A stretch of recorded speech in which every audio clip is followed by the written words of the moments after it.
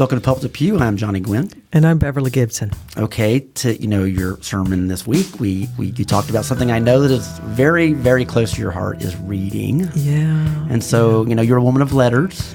That's a very nice way to put that. That's graceful. I saw that in a movie recently, so I thought that was a really nice way of saying you got some good book learning. Book learning, I do have. I do. And my parents said, and when are you going to be through with this? It's like, it's a lifetime endeavor. Why is reading so important to you? Well, I did talk about that in the sermon. Last Sunday, I shared with you one of the books on my summer reading list, and it occurred to me this week that while many people have stacks of things that they're reading and mental lists that they keep in their heads, I'm not sure how many people reach the age of 57 and still give themselves summer reading. I could certainly quit if I wanted to. Nobody's making me do it. And so I suppose it is just long habit, no doubt, that is coupled with the more relaxing work and living pace of summer that gives a little more time for reading. In case you don't know, I spent the first half of my life acquiring an education in and then teaching literature, so it's a deep part of who I am. And for me, I think probably at the age of 57, I understand that it is no longer a subject to be mastered, but it's a habit of mind. And it is a deep part of the way I meet the world. And so I simply see things as related to stories, that there's an intimate connection. We're all human beings, really, between telling and writing stories and the world in which we live and tell them. In other words, that kind of reading continues to be useful for me. It's a way to understand other people. It's a way to learn something about the world that we live in. And it's a way for me quite often to learn some things about myself. And sometimes I think for some of us, it's one of the few ways that we learn anything about ourselves because our own self-awareness is fairly limited. One of my heroes in the world. Well, you have mentioned in the past before that you mine. You think there's much more value in mining secular work than sacred work. Be careful there, John. Okay, I'm sorry. Right. My bishop might be listening. You say that it is very helpful. Yes, it is helpful. Because there is a different way of looking at something that connects with your lesson. And would Samuel Holt Monk be one of those resources for you? Absolutely. For me, as I attempt, as I mentioned at age 57, to look at my life and say, how did these pieces fit together?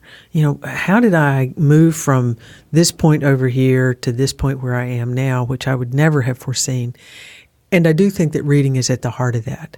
And one of the things that I mentioned in the sermon is Sam Monk's take on Gulliver's Travels. Now, was that his focus in his teaching? That was like the book he wrote was a review of Jonathan Swift and Gulliver's Travel? Well, he wrote several books, and he taught in the 18th century in English literature as a field. Gotcha. That was his period that he focused on. That's his period, right. Jonathan Swift was one of the major figures that he wrote about, but he also looked at John Bunyan. He also looked at several other major figures, Alexander Pope, out of that particular period. That just happened to be, of course, the major period of my training in my PhD as a kind of a byproduct. So that explains why. That's why he's your hero. Oddly, why I have this person.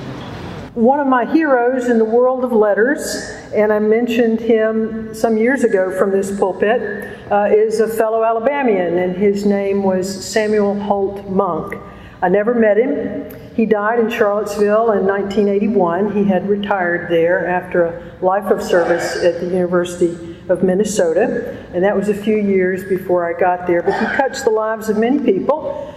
He's interesting for us and for me because he was born in Selma, Alabama in 1902 on the main street there. His father was a merchant and an officer at both of the local banks.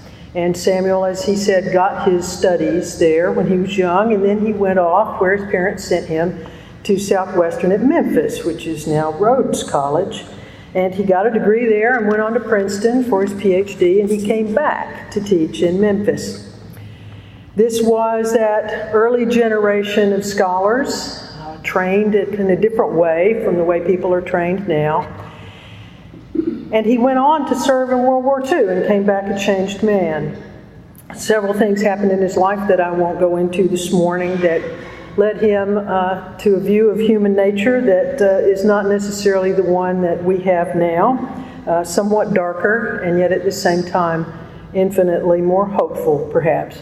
He was one of the great scholars of his generation in 18th century literature, and his specialty was Jonathan Swift. If you remember a little bit of Gulliver's Travels, then you remember something about Swift. And he saw that not as a dated and a dusty story, but as something that's really about how human beings are. It's the way we are right now, and it speaks to us very directly. As one of his students put it, the real question for Sam Monk is not whether we are yahoos, because it's for sure that we are, but instead whether we acknowledge our weakness and how we deal with it and what we make of our damaged state. Right, and one of the things that he says about Gulliver and about that passage that most of us remember if we ever read part of Gulliver's Travels or even read the comic book version of it, the yahoos, those... Yeah, so what was that line again? It was like, that you said in the sermon, it's like, we have to realize, well, he doesn't mess around with the idea. He goes, we are all yahoos, right, and the world is what it is. It's how are we dealing with all of this? All these issues is the question. The question is not whether we are yahoos or not, because that's a given. Yes, we are. So the question really is, so what do you do with that? Right. I mean, how do you take that and acknowledge it and attempt to atone for it, right? And make something of your life in spite of that. So a Yahoo is someone who is just, I mean, what is the Yahoo that we have to acknowledge that we are? Well, the Yahoos that we see in Gulliver's Travels they look like human beings. They're covered with hair, right? They're wearing no clothes. That's right. They have no shame. They have no control over their appetites. They do gross things. That's my neighbors, actually. Yes, or me, right. Actually. Lots of people that we know. And it's us. That's the point. Right, it is. Right? It's not alien, right? It's us. That we think we're acting rationally. We think that we're acting according to rules of civility. And in fact, we just are acting like complete yahoos. We're acting like animals all the time. So it's not a question, no, I'm not a yahoo. Right. It couldn't possibly be. Yes, you are.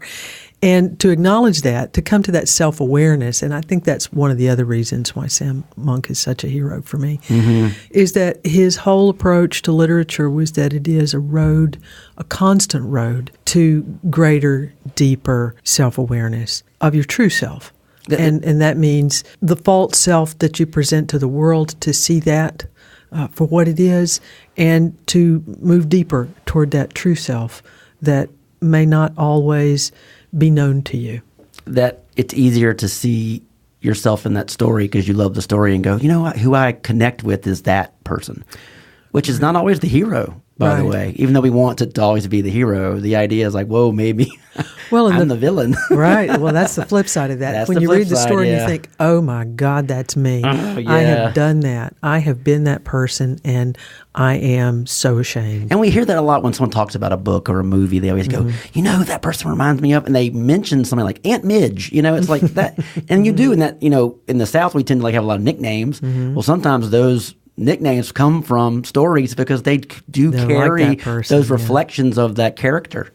Yeah, well, and also it's a nice way of saying you're lovable, but you are quite a jerk sometimes. Lovable but quirky, we say. Eccentric, yes. Yeah, that's a polite way. She's not crazy. She's just eccentric. She's just we're all crazy, and that's kind of the point. And that is, you know, funny when I saw that. I haven't read Gulliver's Travels, I think, since a summer reading list, maybe, you know, probably in 8th grade or something like that. It's one of those things we have to force ourselves to read or be forced to read. I think there's been some bad remakes of that movie-wise. It's been, you know, it's a longer book than you think, and there are more parts to it that don't get pulled out quite the Bible. Much. It's much. Well, yeah.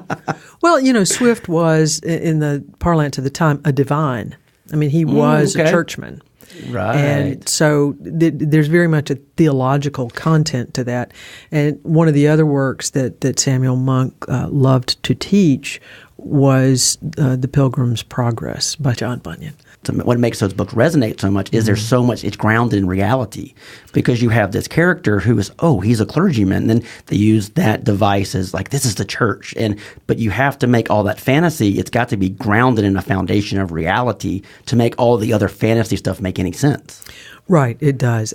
Actually, this should speak to you, Johnny, because satire, of course, is one of the things that I try my best to do it very poorly, but I try to do it. Well, it's difficult. To be good at it is, you can be, look, there's snark and there's satire. Right. Snark is the dumb cousin of satire. It doesn't take hard. It doesn't take a lot to be snarky. To do good satire that resonates is that 1%, 2% that really takes a long time to get there. Well, it's really a classical form, and that is one of the things you learn if you look at 18th century satire is how they grounded that in the classical tradition. Well, you look at, of course, now we're totally without tradition at all. Well, and you look at like the lowbrow but high concept of like National Lampoons from the 70s and the 80s. They were grounded in Harvard Lampoons, which is literally taking Tolkien and taking all these other stories, and they took those stories that the masses maybe didn't know and just reworked it, and all of a sudden they become these satirical geniuses by really just mining off that reality of the past that is so relevant today. Well, all telling is retelling, and that's one of the things that we've talked about here. Yes. It's just finding a new way to tell a story that's been told before, and to see it in a new way, and to see oneself in a new way. Yeah. Which takes us back around the right. circle that we're in to why is it that we read? Why is it that there is this drive to write stories and to read stories and to confront them? And that is at the very heart of what we're doing when we encounter Scripture, is to attempt to know the divine more fully, and to know ourselves in relationship to the divine, both in the ways that we fall short and in the ways that grace meets us and lifts us up. Now, and that's a way of theological thought, if I'm right, a midrash?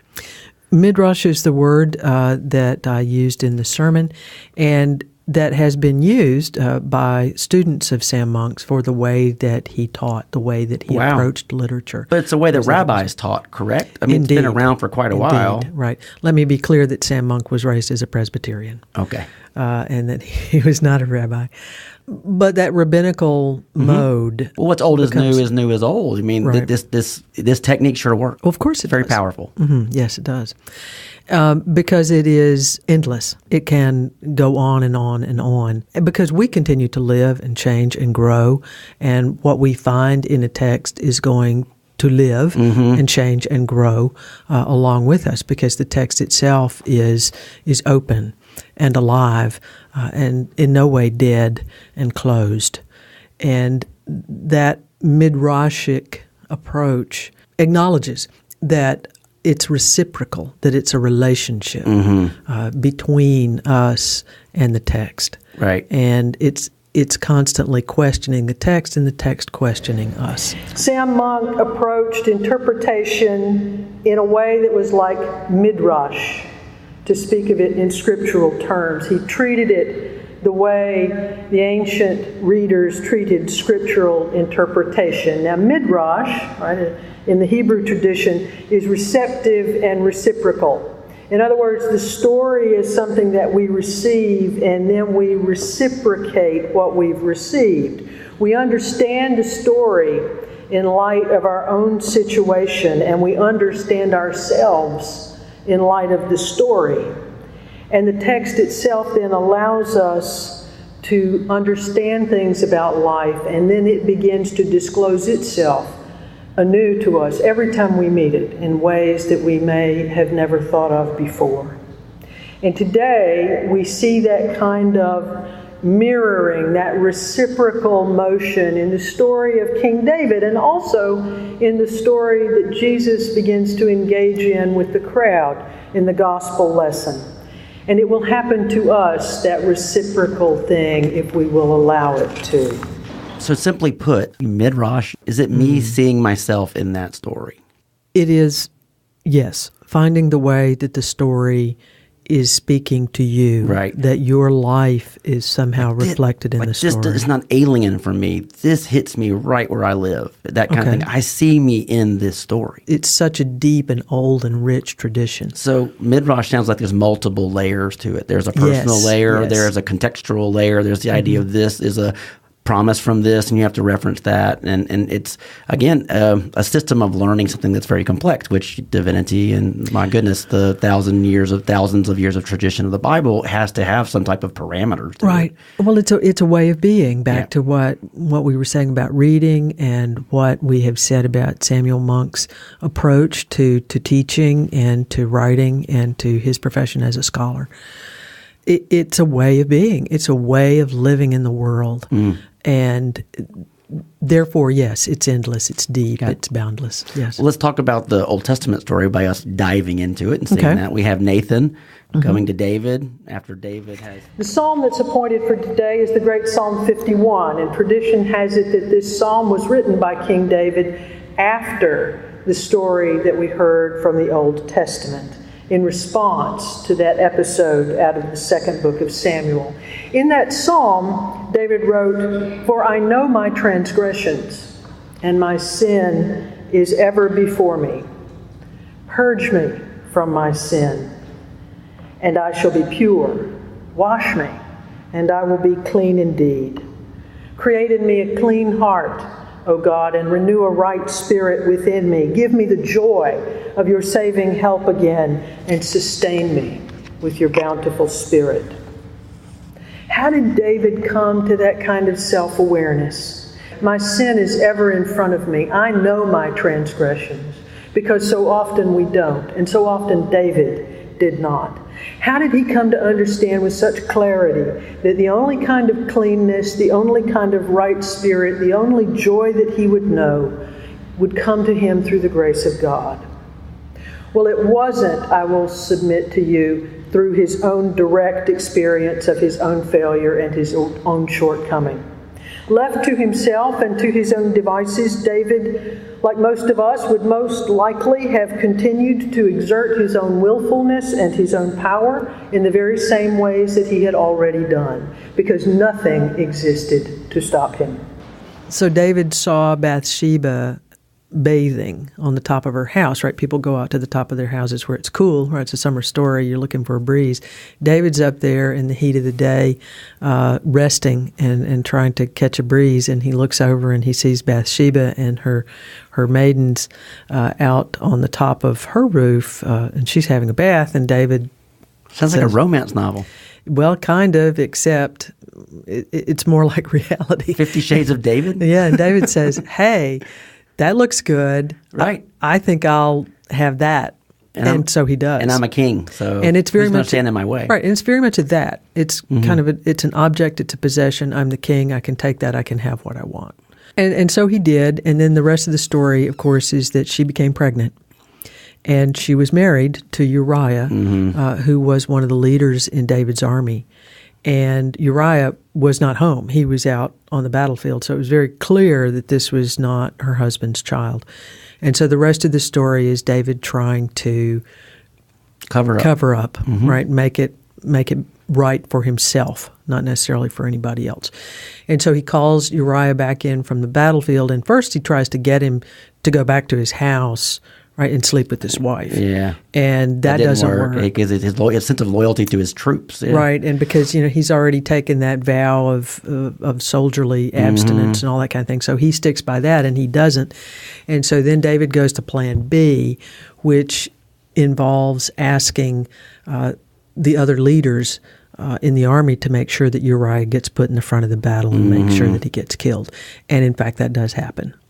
And where we picked up this past Sunday was after that had happened, David had taken Bathsheba, now a widow, into his household. And the child that was born out of that first alliance dies, right?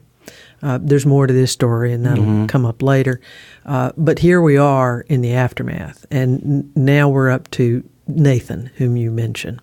We've seen Nathan before in relationship with Saul and also in relationship with David. He's the professional prophet, I guess, like an advisor. The consigliere. Would be our more contemporary term. And Nathan has a charge from God to go to David and to talk to him about what he's done. And so he comes to him and he tells a story. And the story that he tells is about two men, a rich man and a poor man, and they live in the same town. And the rich man has lots of flocks and lots of herds. And the poor man has only this one little ewe lamb. And he loves the little lamb, and he takes care of it in his house, and he, sleeps with it at the foot of his bed and all this kind of stuff. But anyway, he's very attached to it. And the rich man has a guest come to visit with him, and rather than going into his own flocks or herds to slaughter a lamb to cook and serve to the guest, he goes and he takes that one little lamb that the poor man has. And David hears this story, and he says, he's just inflamed with rage, and he says, that's so wrong. That rich man should have to pay fourfold. And I'm the king, and I'm going to make him pay. Right, that's just wrong. Yeah. It's unjust. He should not have taken that man's lamb. And then Nathan, because it's his job, says, you are that man. Right. And David... It's like a gotcha interview. It's like, see, oh, really? Gotcha. And David, because he's David, I mean, despite all the bad stuff that he does, he's a smart man and a gifted man and a good man and a man that God has lifted up and given all this power, which is, of course, part of what's told to him in the text too. Right? Nathan tells him that too. But he recognizes that, and he says, yes, I have done that. Our psalm for Sunday was Psalm 51, right? And I mentioned that in the sermon, which is traditionally taken to be the psalm that David wrote out of this recognition. Right. For I know my transgressions, and my sin is ever before me. Right. And I have done this against the Most High God. And now I have to have atonement. I have to be washed. I have to be made clean. I have to have a new heart put into me, and I have to return to the right relationship that I had before. When David heard that story, he was outraged at the injustice, at the wrongness of what the rich man had done. He deserves to die, said David. He should restore the lamb fourfold. He had no pity. To which Nathan replied, you are that man. And then Nathan drew out for him the connection between the position and the power that God had given David and David's abuse of it, and his likeness to the rich man's arrogance. And then David says, I have sinned against the Lord. He sees himself. He sees the false and pitiless self that has abused others. And he also has a glimpse of the true self that God has seen and that God empowers. And that is Midrash in action. David understood himself in the light of the story, and the story came to bear on David's life in action. It changed him, and it changed the way he lived. The gospel lesson today... So Nathan, obviously charged by God to do this, is shaking his finger, rightfully so, at authority. It's the hypocrisy of it. You can't be here and be a man of God. And all of a sudden it's like he's a reflection of the love of God and because he's the chosen king. But all of a sudden he's doing these things that are so not godly. All of a sudden I go, well, maybe that God isn't so smart anyway. Well, he has to have help getting over himself, right? And that is Nathan's job. God is, of course, watching and sending David help. And that help comes in the form of Nathan. Like a tough love and hard truth. But, I don't see this scene so much, Johnny, as Nathan waving his finger. Because remember, David is a very powerful person with a lot of the qualities that go along with that, with a certain arrogance and with the ability to do to anyone what he wants to do. Correct. So I see Nathan more coming with this story and just telling the story. And now let's see whether David picks up on this or not. Right. And David being David, he does pick up on it. So I think if Nathan had gone in there full of fire and fury and waving his arms and pointing his finger at David, I think he would have gotten nowhere. So the idea he's an advisor. He's an advisor, and he is himself smart. And if he hadn't used the story, it would have come off different. Absolutely. You're right. Then it becomes accusatory instead of like, let me see if he, like, you're right, let me see if he sees his place in this role. Right. Let me lay this out for him. And that's the thing about Midrash.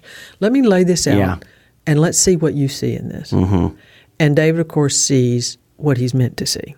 Right. And that is his own culpability. And then he's driven to change. And then the Psalms talk about the creative way that he laments about his action. Right. So when we talk about the transformative nature of Scripture or our encounter with the Word, this is part of what we're talking about. Yeah. How does it transform you in the way that David was transformed? And that leads into the New Testament. The gospel lesson today is the beginning of a long passage, a very long chapter in John's gospel that is called the Bread of Life Discourse. In it, Jesus teaches and the crowd talks back to him.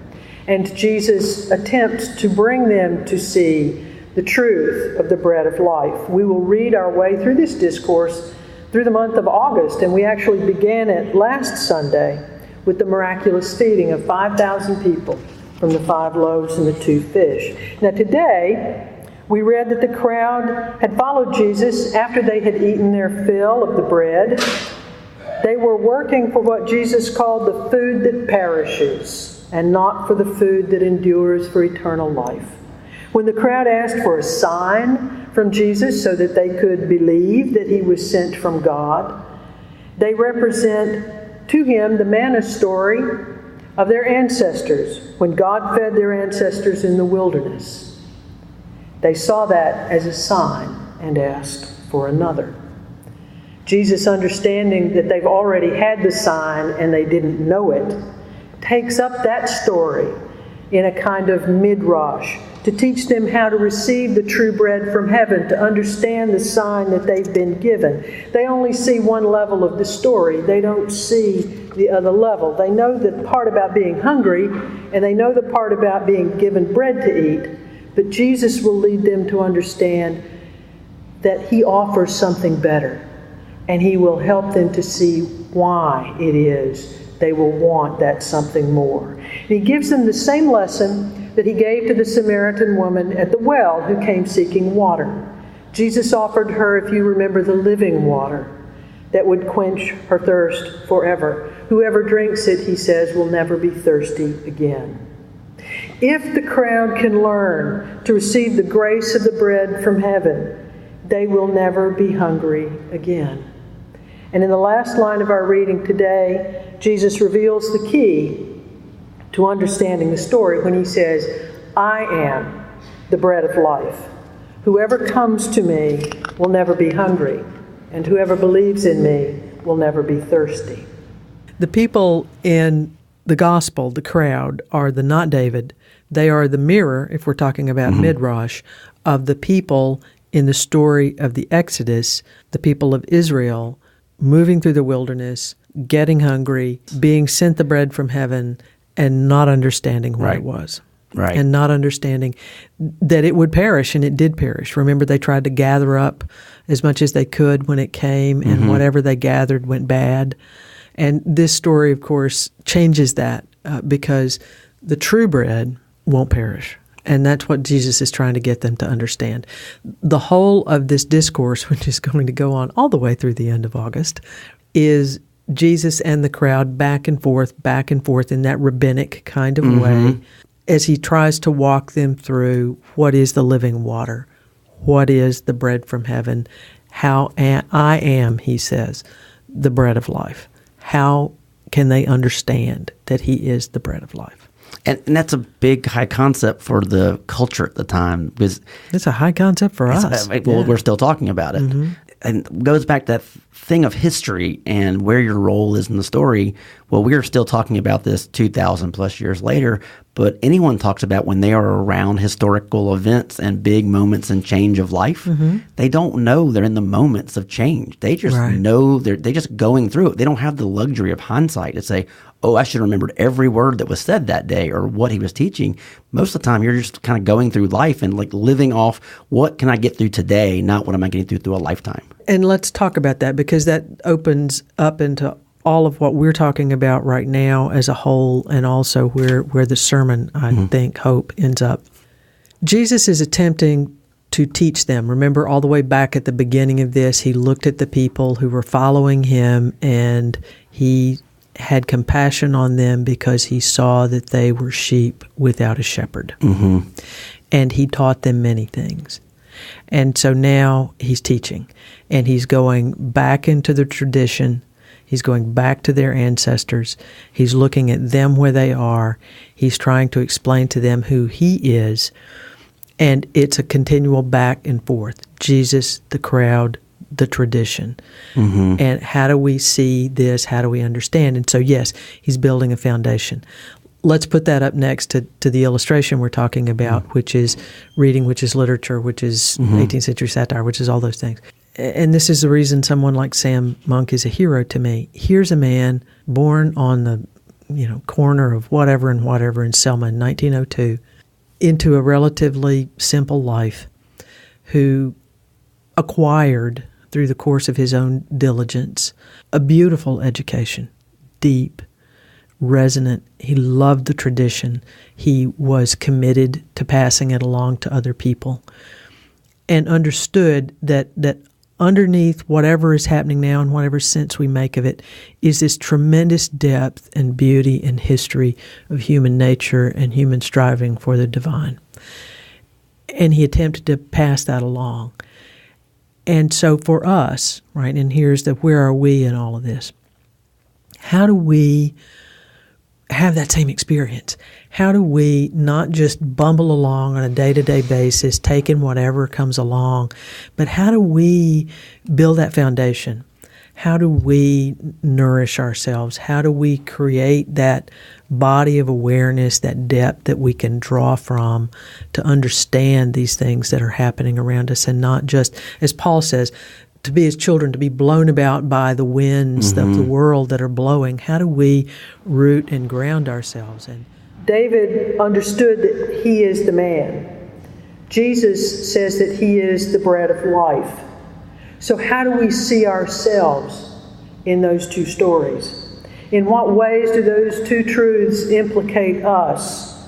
In what ways do they touch you in your own life? With these two texts, it's a kind of twofold movement. How do we see our transgressions? How do we see them? How do you begin to see the things that you've done wrong when quite often you don't even notice them? How do we come to see our own need for mercy and compassion and for washing clean? And how do we then open ourselves to receive the food that endures in the person of Jesus Christ? In the church, we have forms for that, and we have names for those forms: confession, absolution, grace, and feeding, the Eucharist.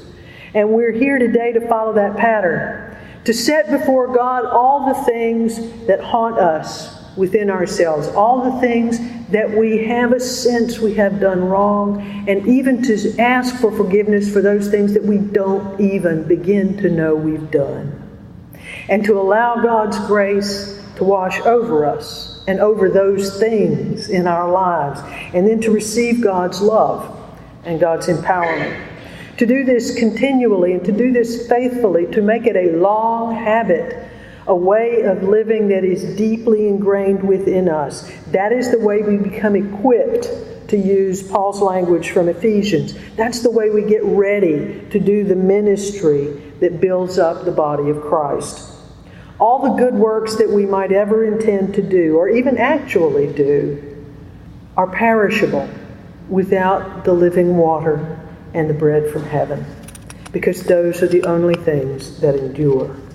Only through the Word and only through the water of baptism and only through the food at Christ's table can we come to live the life that endures, the real life that we long for. So don't deprive yourself of living that life. Embrace it, receive it, be it. How do we nourish ourselves? How do we create that body of awareness, that depth that we can draw from to understand these things that are happening around us, and not just, as Paul says, to be his children, to be blown about by the winds of the world that are blowing? How do we root and ground ourselves? And where I go in the sermon, I hope, is to say we do that by encounter with the Word. In light of that encounter, confession, absolution, right, being washed, right, of that, and then being fed truly, right, with the bread of heaven. And to do that habitually as a deep habit that forms who we are. And that, if you want to talk about what's church, that's church. That hour every week of reflection, of dreaming, of self-examination, of finding oneself in relationship to the Word, and then confessing to say, I have not done those things that I ought to have done, and I have done things that I shouldn't have done, and I'm sorry. And I ask for forgiveness. I know forgiveness is going to be given to me, and I ask to be absolved of that and to be made strong to be better. And that knowing that forgiveness is there, that's the non-perishable. Yes, that's certainly part of it. And that's the idea that it's embracing not a life of the moment, but a life that endures. Yes, life is enduring, ongoing. You've done something, perhaps, that can't be undone. And I mean, there's consequences, but there's ways for atonement as well. And you can atone. You can seek change for yourself. You can make amends. You can try to ameliorate what's happened to somehow or other make things better, but you can't undo what you've done. And that's the reality we were talking before we started about the image of a harsh and judging God. And that, to me, is not so much the Old Testament God of wrath view as it is saying God is a realist. Right? It says, this has happened. Right. This is what will become of this action. Right. Creation is free. And we make bad choices, and those bad choices have real consequences, and those cannot be undone, and we have to live with them. But we have to acknowledge them. We have to try to be better. We have to try to do what we can do to make amends. But God is not ever going to say, oh, never mind. Right. I'm just going to reset, roll back tape. We're just going to redo this. That's not going to happen. So the proper Nathan with the right charge is really a kindness. It's really a God, literally a godsend. But you have to be willing to understand the story and where are you the rich man or are you the poor man in the story? And that's the first step, I would guess, to moving into a more way of Christ life. Absolutely. If we are to be as Christ, then we have to acknowledge the ways that we are not. Well, that was a great way to end this episode. And Midrash, it's spelled weird too. I've seen it like 3 different ways, but literally I wrote it like Midrash, and that is a proper spelling. It is. So you know how bad of a speller I am in my notes. So there you go. A nice happy accident there. So this has been Pulpit to Pew, and I am Johnny Gwynn. And I'm Beverly Gibson. And we'll end on your final word. Amen. If you'd like to know more about Beverly Gibson and Christ Church Cathedral, please visit christchurchcathedralmobile.org. There you'll find information on the church, Reverend Beverly Gibson's recorded sermons, and sermon notes. If you want to know more about Johnny and his Sabbadoodles, visit pulpittopew.com. I would also like to thank Deep Fried Studios and producer Stacy Wellborn. Without her, this show would not get made. If you have any comments, likes, dislikes, please send information to Stacy at deepfriedstudios.com. Everyone have a great day, and thanks for listening.